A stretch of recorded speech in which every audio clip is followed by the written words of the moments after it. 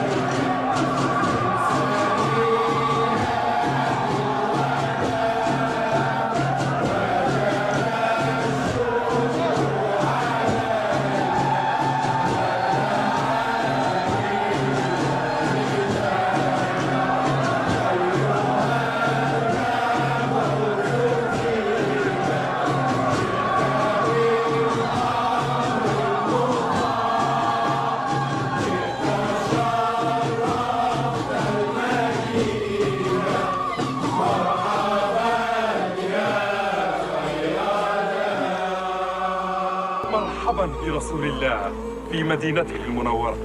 مرحبا مرحبا.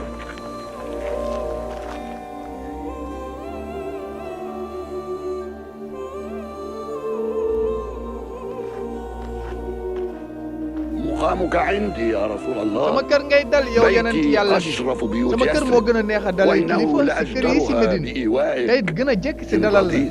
moo ko nangoo. بل في داري يا رسول wala الله. boog ci sama kër yow yonent yàlla.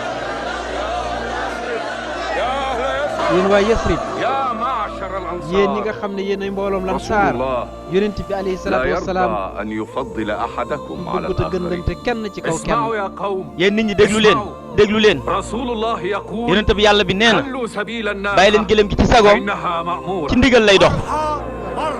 حيثما تبرك الناقة gileem bi yës rek يكون مسجد رسول الله وبيته mooy nekk kër yonent yàlla. على باطل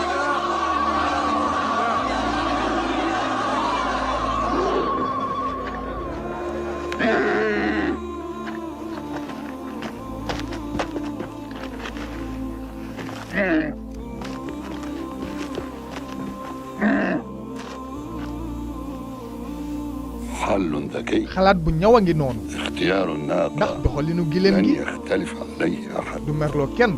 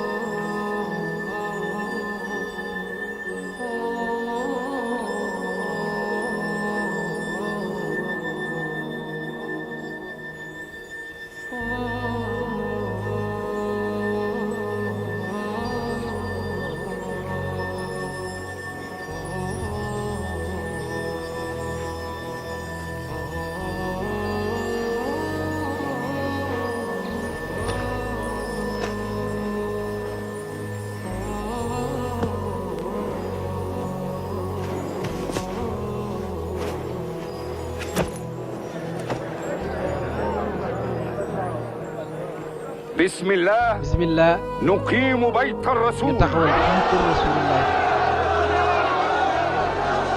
في هذا ci المكان barab bi نبني أول مسجد dañuy tabax يعبد فيه jàkka ji الله. njëkk bu ñuy jaamoo yàlla.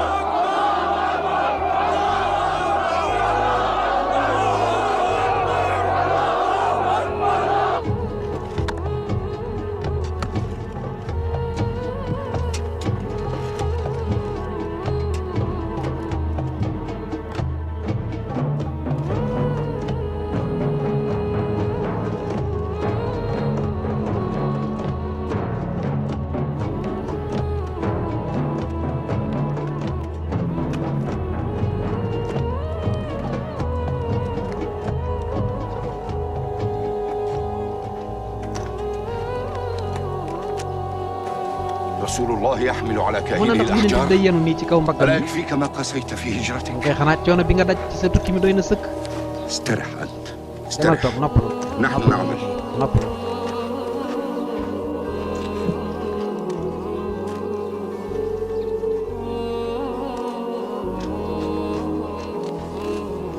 يأبى waaye إلى moom أن de daa يواصل bëgg العمل. liggéey rek dafa continuer liggéey يعلمنا أن العمل عبادة. kon kay yonent bi day jàng الثالثة liggéey jaamu yàlla. والخمسين وكم عمرك أنت؟ yow nag ñaata nga am.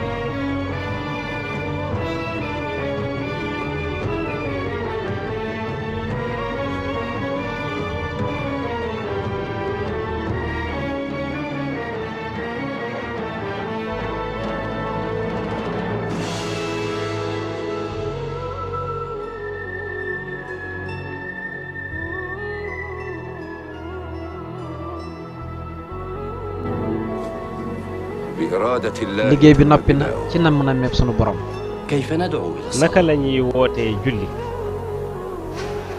صوت الإنسان kàddug المؤمن jullit mën naa yëg li يؤذن julli للصلاة naa noddu كما يشير lu عمر mel ni بن Umar ibn الخطاب Xattaab ak lu وطائفة bari ci من jullit ñi seen kàddu إن وافق رسول الله bu ci yonent bi àndee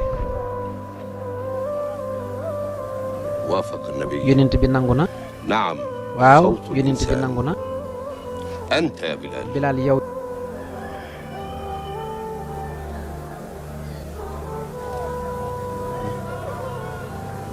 أنا man لا تتردد يا بلال bul am sikki sàkk sax هذه رغبة النبي lii yonent bi alayhi salaatu wasalaam moo la ko tànnal